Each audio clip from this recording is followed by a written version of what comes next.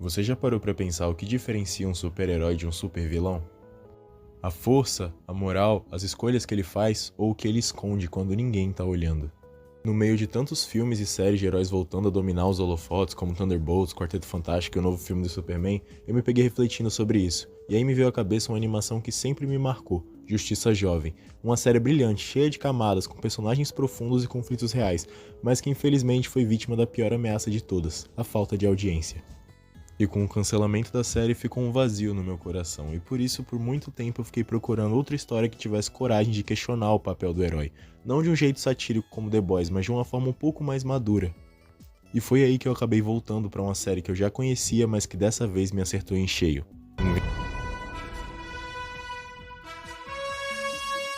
E eu já lembrava que era muito boa, mas eu não fazia ideia de que ela era tão poderosa, tão emocionalmente destruidora como foi essa segunda experiência. Principalmente por causa de um personagem especial, o protetor máximo da Terra, o símbolo da força, o Omni-Man.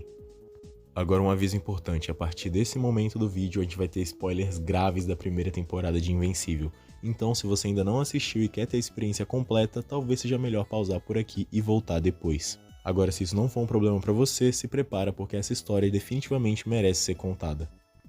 Invencível é antes de tudo a história de Mark Grayson, um adolescente comum vivendo uma vida aparentemente normal, com uma diferença muito importante.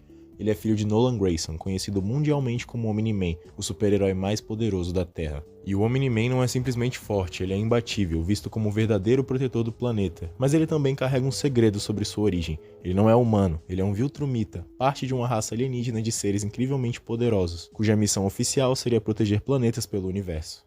Pelo menos é isso que ele conta pra todo mundo.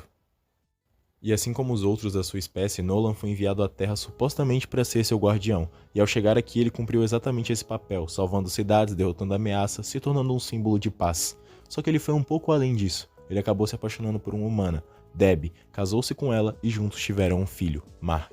E naturalmente o Mark é um filho meio humano, meio Viltrumita, que mais cedo ou mais tarde também despertaria seus poderes. A ideia parecia perfeita, pai e filho, unidos pelo sangue e pelo dever, protegendo o mundo lado a lado.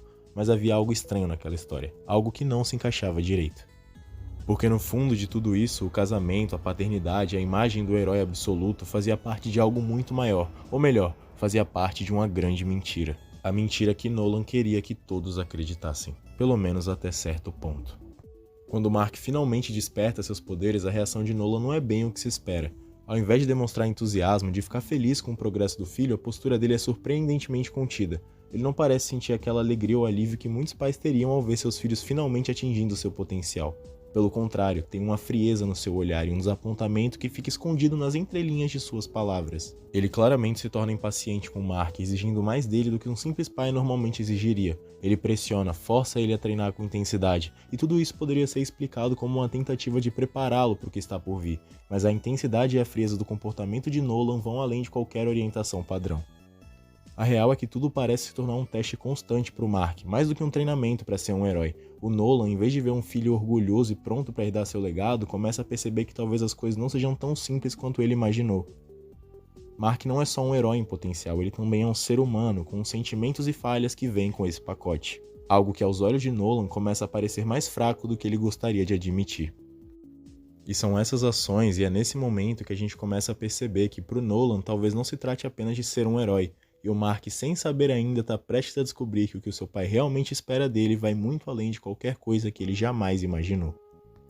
E se a gente tinha alguma dúvida que o comportamento do Nolan tinha mudado depois do Mark despertar os poderes, a gente tem a certeza quando ele toma a decisão de eliminar os Guardiões Globais, os super-heróis mais poderosos da Terra, e que por muitos anos foram seus amigos mais próximos. E esse confronto do Nolan com os Guardiões Globais é muito interessante, porque o que a gente vê ali não é uma batalha de força e poder do lado dele. O que realmente está em destaque ali é a melancolia que ele traz no seu olhar, é como se cada golpe que ele estivesse dando arrancasse um pouco mais da sua humanidade. Ele não está ali com a expressão de triunfo ou satisfação, muito pelo contrário, a atitude dele é impessoal, quase como se ele estivesse cumprindo um papel que lhe foi imposto. Cada vida que ele tira, cada herói que ele derruba parece consumir uma parte dele. E talvez o mais forte e impactante é que, além de ser um ato de traição, ele está em essência matando amigos dele, que acolheram ele quando ele chegou a esse planeta. Pessoas que estiveram ao lado dele milhares de vezes salvando a humanidade e que agora são só cadáveres ao lado do seu corpo exausto de uma batalha extremamente cansativa. Não pelo físico, mas principalmente pelo seu mental. E essa cena tem o poder de deixar uma sensação clara de que o Nolan tá perdendo uma parte de si mesmo a cada golpe que ele dá. Não são só heróis que estão caindo ali, ele tá destruindo os últimos resquícios de humanidade que ele tem, exceção, claro, ao Mark e a Debbie. E se tudo isso não bastasse, essa cena também é tecnicamente impecável. A maneira como a luta é coreografada, com cada golpe brutal e o impacto da morte sendo mostradas de forma tão visceral, cria uma sensação de choque e revolta no espectador. É difícil não ficar perplexo com a violência, mas também com a maneira de como ela é filmada, entre aspas, o uso da câmera lenta, o sangue espirrando e a expressão melancólica do Nolan a cada morte que acontece dá um peso emocional ainda maior para a cena. Eu nem chamaria de batalha, é quase que um momento catártico na história, que vai redefinir tudo que o público acha que sabe sobre esse personagem. Mas resumindo tudo o que eu disse sobre essa cena, eu acredito que ela tá tentando representar essencialmente a tragédia interna e os conflitos que estão acontecendo no interior do Nolan.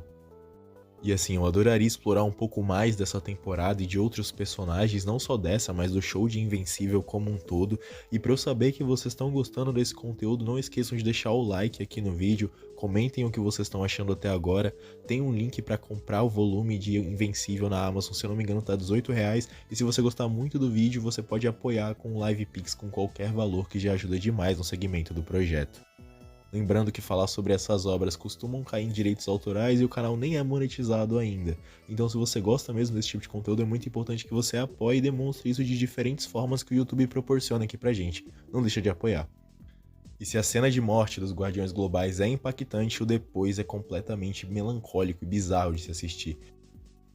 Mesmo depois do que ele fez, ele mantém sua faceta de pai e marido amoroso, e depois de fazer algo tão imponente, sangrento e sem misericórdia, a forma como ele retorna para casa e continua sendo esse marido carinhoso com a Debbie, e esse pai atencioso com o Mark, tão gentil e tão calmo, é completamente desconcertante ou desconfortável, para falar o mínimo. Porque ele não surta no primeiro momento, nem demonstra algum tipo de arrependimento ou sofrimento pela morte dos seus aliados pensando em longo prazo. Ele se comporta quase como se nada tivesse acontecido.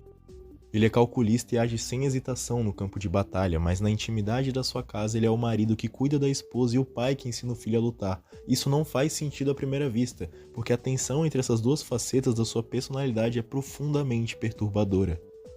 Ainda mais porque se a gente para pensar, por que alguém com tanto poder e tamanha crueldade como a gente viu na cena da morte dos Guardiões Globais simplesmente segue seguindo sua vida normalmente? Se o Nolan é capaz de aniquilar sozinho a maior força de defesa da Terra, por que ele fez isso? E por que ele não dá continuidade a esse possível plano? Por que ele não revela tudo, não toma o planeta à força de uma vez? Por que manter as aparências? E essa dúvida paira até que, conforme a temporada avança, a verdade sobre Viltrum finalmente vem à tona. Descobrimos que o Nolan não é apenas um herói que veio de outro planeta, ele é na verdade um soldado de um Império Galáctico, criado desde pequeno para ser um conquistador. Os Viltrumitas são uma raça de seres poderosos que impõem sua autoridade sobre mundos inteiros através da força, mas para reduzir perdas passaram a enviar um único representante para cada planeta, encarregado de garantir que esse mundo estivesse fraco o suficiente para ser facilmente dominado.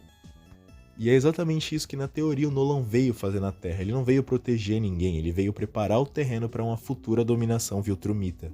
Porém, o que os Viltrumitas não previram, e talvez nem o próprio Nolan, foi o que aconteceria com ele ao viver entre os humanos. Ao se relacionar, ao construir uma vida, ao se tornar pai e marido, algo dentro dele começou a entrar em conflito. E é aí que a série nos mostra pequenas rachaduras na armadura de Nolan. Seu surto não é só de violência, mas também de confusão mental. Como quando ele começa a hesitar em momentos-chave, quando, por exemplo, ele vai falar com Art, seu costureiro e amigo de longa data, já depois do assassinato dos Guardiões. Ele percebe que o Art está suspeitando de alguma coisa, até porque ele tinha acabado de conversar com a Debbie. Mas mesmo assim, ele não ameaça ele diretamente, nem sequer tenta intimidar ele, pelo menos não diretamente. Ele só observa, quase silenciosamente, como se estivesse testando os limites do quanto ele ainda é capaz de manter os laços com aqueles que fazem parte da sua vida humana. E com a Debbie acontece o mesmo. O Nolan sabe que ela tá desconfiada, ele percebe a mudança nos olhares, nas perguntas. Só que ele não confronta ela, nem sequer cogita eliminar ela, o que tecnicamente ele seria totalmente capaz de fazer. Ele leva ela pra viajar, tenta relembrar momentos bons, revisita um local especial dos dois. Uma atitude que contradiz completamente a frieza que seria esperada de um soldado de Viltrum, um conquistador. E talvez de todos os momentos dessa fragilidade, o mais revelador desse conflito interno seja o modo como ele tenta e falha repetidamente em ensaiar a conversa com Mark. Ele sabe que precisa contar a verdade, sabe que não vai poder esconder por muito mais tempo, mas o fato de não saber como falar, de repetir mentalmente o que vai dizer, de demonstrar uma atenção que beira o nervosismo revela muito. O Nolan tá aos poucos quebrando o molde Viltrumita. Ele tá descobrindo que talvez ele não seja tão frio quanto acreditava ser. Eu gosto muito dessa cena, eu acho que ela mostra muito do personagem com tão pouco tempo. E o que me fez pensar tanto nesse personagem é esse pós-acontecimento dos Guardiões Globais, porque esse esforço para manter uma vida normal, mesmo depois de cometer um ato terrível, mostra que dentro dele é um choque de identidades. O soldado programado para obedecer e dominar começa a ser engolido pelo homem que viveu anos como marido e pai. E isso é claramente influência do tempo que ele viveu sendo moldado por emoções e vínculos afetivos que os seres humanos trazem. E quando Nolan finalmente decide revelar a verdade, ele ainda tenta no início evitar o confronto direto. Ele tenta conversar, tenta convencer o Mark com palavras. Ele não começa a briga imediatamente. Ele quer que o Mark entenda, aceite, enxergue o quadro maior. E isso já mostra algo. Ele está tentando preservar alguma coisa ali. Talvez não o plano Viltrumita em si, mas o seu filho, a relação, a imagem que ele construiu. Mas mesmo com toda essa hesitação, mesmo com um conflito humano em Viltrumita muito forte, quando o Mark recusa, quando ele diz não, quando ele se recorda a se tornar um soldado como o pai e conquistar o seu planeta, algo dentro do Nolan quebra. E o Viltrumita assume o controle de uma vez por todas. A conversa vira grito, o argumento vira violência e o que vem depois é uma sequência de destruição em escala quase bíblica. Nolan leva Mark ao limite, fisicamente, emocionalmente e psicologicamente, e o mundo inteiro assiste, impotente, ao massacre promovido por aquele que um dia foi visto como o maior herói da Terra. O Nolan tenta ensinar para o Mark pela força que ele não conseguiu pelo diálogo, e no processo ele não hesita em matar pessoas inocentes, pilotos, soldados, civis, todos esmagados por escombros enquanto Mark tenta salvá-los desesperadamente. Tudo para seu pai matar eles em segundos na sua frente. Tudo para tentar provar um ponto, para mostrar o quão irrelevante é a vida humana, para quebrar o espírito do filho. É cruel, é brutal, é chocante e ao mesmo tempo é muito complicado. E é muito louco porque eu nem sei se eu consigo colocar aqui em exemplo alguma forma de conflito parecido com esse.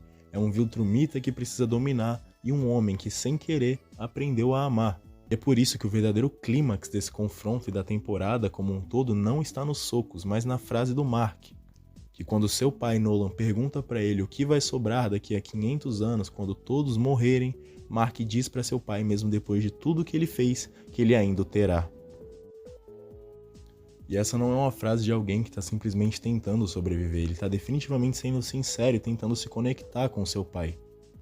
Mostrar que ainda existe algo ali, que ainda vale a pena, que apesar de tudo ele ainda é o filho daquele homem, que o Nolan ainda tem uma escolha, e ele escolhe. Ele escolhe não conquistar, não vencer, não matar mais. Ele voa embora. Ele chora. Porque naquele instante Nolan entende que falhou. Não como guerreiro, não como estrategista. Ele falhou como Viltrumita. A única coisa que ele não poderia falhar. E essa falha vem porque ele hesitou, porque ele amou, porque ele se importou. Traços esses que são muito dominantes num ser humano.